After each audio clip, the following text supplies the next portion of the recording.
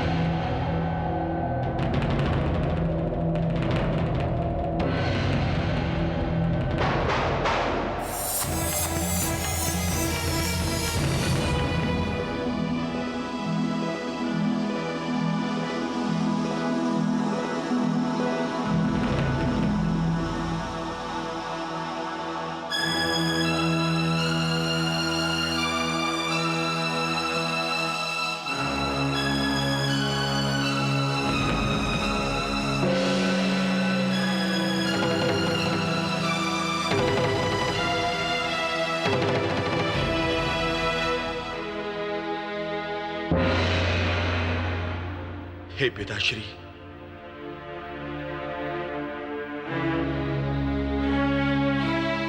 हे पिताश्री, कल तक सृष्टि का एक भी प्राणी नहीं बचा था जो कामदेव के काम बाणों से घायल न हुआ हो, परंतु आपके दी हुई अमोघ शक्ति शिव के आगे निष्फल क्यों हो गई? क्या आश्चर्य है पिताश्री, यह घोर आश्चर्य है। संसार के रचयिता स्वयं आप मेरे जिस एक बाण से डोल उठे थे, उसी बाण का असर शिव पर चींटी के काटने जैसा भी न हुआ।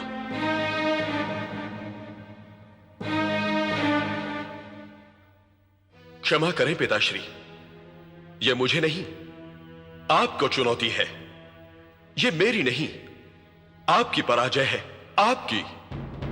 हाँ हाँ कामदेव, यह हमें और हमारे रचे हुए अटल विधान को चुनौती है। इस चुनौती का उत्तर हमें देना ही है। पराजय को विजय में बदलना ही है।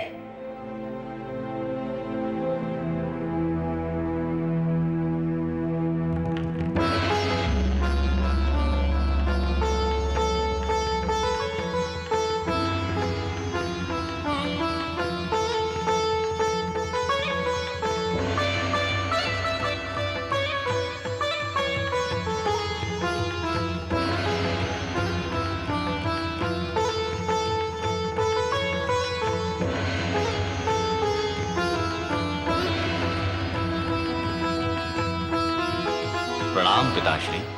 हे वसंत, कल तक ऋतुओं का कोई भी सम्राट नहीं था, किंतु अब हम तुम्हें ऋतुओं का सम्राट बनाते हैं।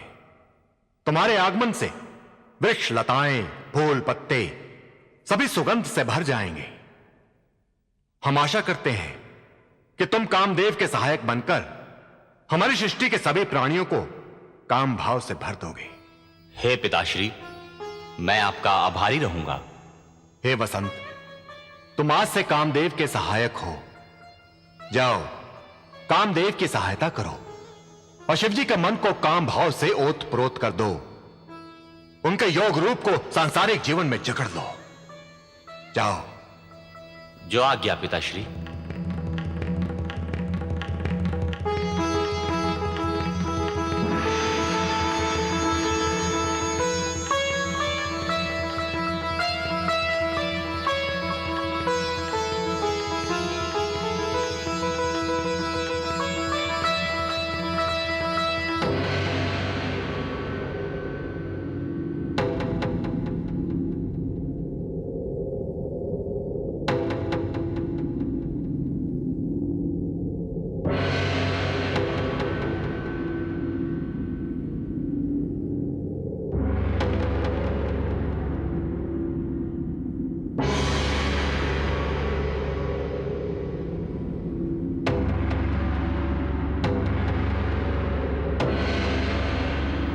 ऋतुराज बसंत,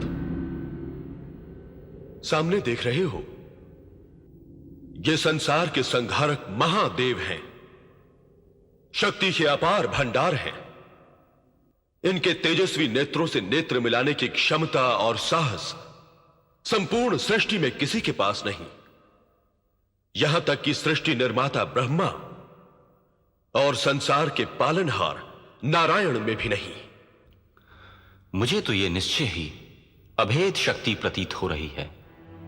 किंतु हमें इसी अभेद शक्ति को भेदना है, इसे खंड खंड करना है, महादेव के मन को मतवाला बनाना है।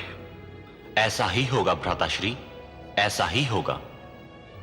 स्मरण रहे, यदि हमने इनके मन को डामाडोल कर दिया, यदि हमने इनके कठोर मन को अपने वश में कर लिया, तो तीनों लोकों में हमारी विजय का डंका बज उठेगा। हम महादेव के विजेता बनकर अमर हो जाएंगे। आप चिंता न करें भ्राताश्री। कल तक आप अकेले थे, किंतु अब हम एक और एक दो नहीं 11 हैं। हम दोनों का कर्मण इन संहारक के योग का संहार करके रहेगा। हमारे अमरता के इतिहास निर्माण की घड़ी अति निकट है। सत्य? हां भ्राताश्री, निश्चय ही विजय श्री हमारा अभिनंदन करेगी। अब तुम हमारा जौहर देखो।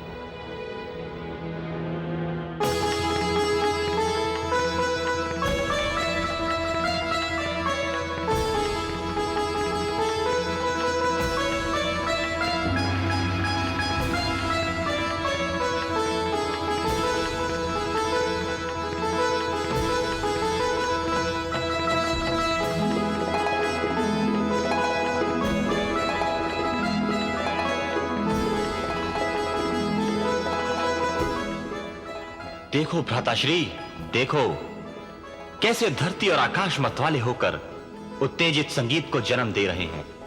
कैलाश लोक का कण कण मस्ती में झूम रहा है। क्या इस जौहर से महादेव की समाधि भंग हो जाएगी? अवश्य।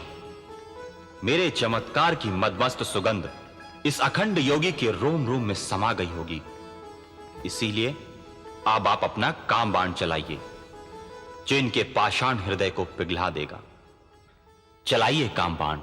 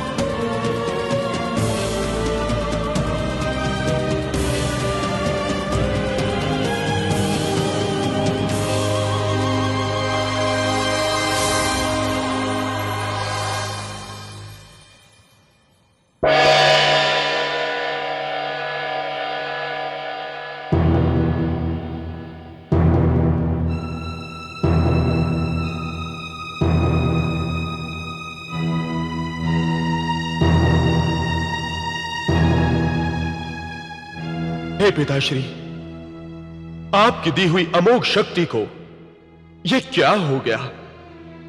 आपके इस तेजस्वी पुत्र ऋतुराज वसंत की भीनी भीनी मन भावन श्वास भी शिव के चट्टान जैसे हृदय को छू न सकी। ऋतुराज भी मेरे साथ थक कर चूर और निस्तेज हो गए हैं, हीन भावना से निकल नहीं पा रहे हैं। हां पिताश्री, मुझे ऋतुराज वसंत की पहले युद्ध में ही पराजय हो गई। अब जगत में कौन मान देगा मुझे? कौन पूछेगा खिले फूलों को, महकती कलियों को और गुंजार करते भंवरों को?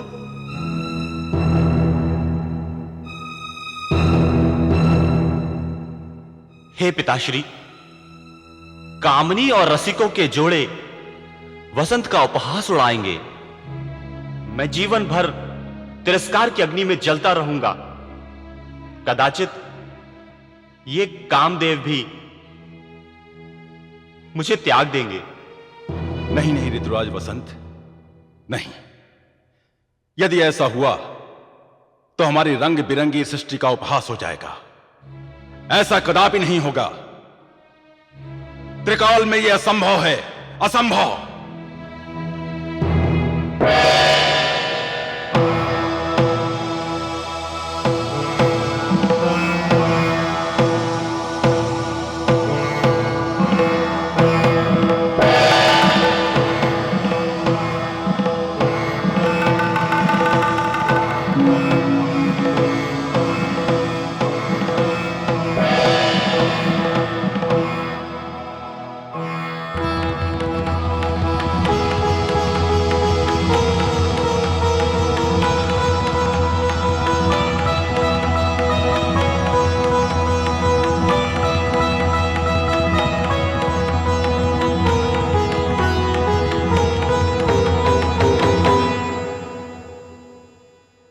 प्रणाम पिताश्री, आप हमें आज्ञा दें। हे प्रियजन, तुम सब कामदेव की सेना हो। हे रति, तुम काम विलास की रसभूमि हो। कामदेव की महासेना की नायिका हो तुम, इनकी अर्धांगिनी हो, सहयोगी हो।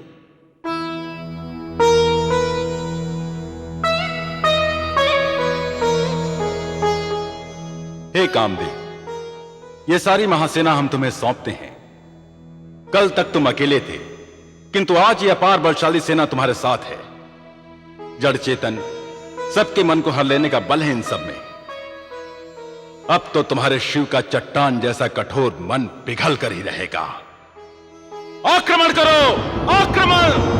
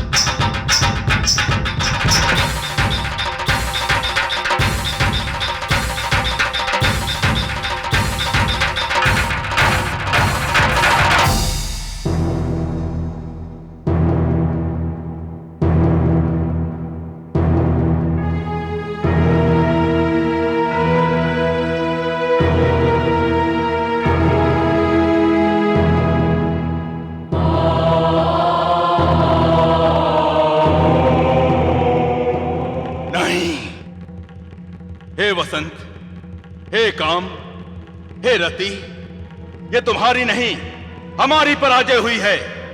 ये ब्रह्म संकल्प की महान पराजय है। सृष्टि के इतिहास की प्रथम घटना है, प्रथम पराजय है, पराजय। हे पिताश्री, आपने हमें सभी के मन में रहकर उनके मन को मत देने वाला बनाया था। यदि हमारे काम बाणों की महिमा समाप्त हो गई तो काम का साम्राज्य जग से समाप्त हो जाएगा, सृष्टि के विकास का चक्र ही रुक जाएगा। हे पिताश्री, देव, दानव, मानव, यक्ष, गंधर्व, नाग एवं सभी स्त्री और पुरुष के जीवन में जो रस है वो हमसे ही तो है। क्या आज के बाद रस से रहित यह जीव, सृष्टि, श्रृंगार सब शून्य हो जाएगा? कहिए पिताश्री, सब शून्य हो जाएगा? नहीं पुत्र काम, ऐसा नहीं होगा। एक न एक दिन शिव को हम तुम्हारे मृगजाल में फंसा कर रहेंगे। वो नारी के विरह में विरही बने, ये हम अपने नेत्रों से देखना चाहते हैं। क्षमा करें पिताश्री, शिव जी से किया गया विरोध किसी के लिए भी मंगलकारी सिद्ध नहीं हो सकता। शिव जी के विरोधी को तो स्वयं जगतपति विष्णु भी शरण नहीं देते। कहीं हमारा अनिष्ट तो नहीं हो जाएगा ना? अनिष्ट की आशंका मत करो प्रिय रति। जब तक ये ब्रह्मा और ब्रह्मा की सृष्टि रहेगी, तुम्हारा ये राज्य सदैव स्थिर रहेगा। तुम दोनों तो मेरी सृष्टि के प्राण हो, प्राण। सृष्टि की सुगंध हो तुम काम। जाओ, तुम थक गए होगे, सेना सहित विश्राम करो।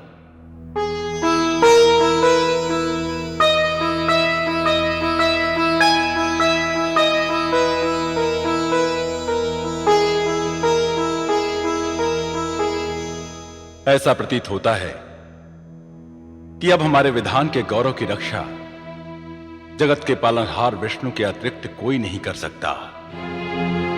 अब हमारा मार्गदर्शन वही कर सकते हैं।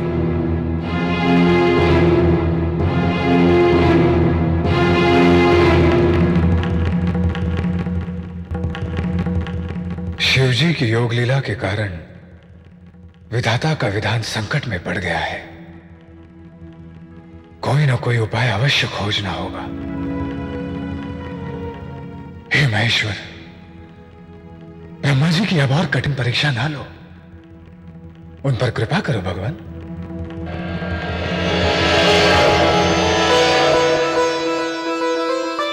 प्रणाम नारायण। अरे ब्रह्मा जी, आप? हम आप ही के बारे में सोच रहे थे और आप आ गए। हे दया निधान, मेरे मन की पीड़ा भला आपको चिंतित क्यों नहीं करेगी? हे भगवान, मैं तो सारे प्रयत्न करके थक गया, परंतु परम योगेश्वर शिव टस से मस नहीं हुए। ये कामदेव की नहीं, मेरी पराजय है। हे ब्रह्मा जी, शिव जी को आप स्वयं परम योगेश्वर कह रहे हैं, फिर उनकी समाधि भंग करने के लिए आपने कामदेव का आसरा क्यों लिया? यह तो सूरज को दीपक दिखाने जैसा कार्य है। हे नारायण, शिव जी के प्रति मैंने जो लेख लिखा है, क्या वह जलरेखा के समान मिट जाएगा? यदि शिव जी विवाह नहीं करेंगे तो फिर जगत के आदर्श लीलाओं का नायक कौन होगा? कौन? हे ब्रह्मा जी, सामर्थ्यवान को टकराव से नहीं, प्रार्थना से, पूजा अर्चना से पिघलाया जा सकता है। और फिर अपने महादेव तो दया के सागर हैं। अतः शिव जी को छेड़ने के बजाय उनसे प्रार्थना करें, वह अपने भक्तों को कभी निराश नहीं लौटाते। हे भगवान, अब महादेव शिव से नेत्र मिलाने का साहस हम में नहीं है। कृपया आप हमारे साथ मार्गदर्शक बनकर चलें, तभी हमारा कार्य सिद्ध होगा। हे ब्रह्मा जी, आपकी इच्छा में निजी स्वार्थ नहीं, देवता और संसार का उपकार ही छिपा है। अतः आपको सभी देवताओं को अपने साथ लेकर शिवजी के पास चलना चाहिए। परंतु आप भगवान, हम तो साथ है ही। तो फिर शीघ्र चलिए भगवान। अवश्य। अगले एपिसोड तक कहानी को जहन में जिंदा रखिए।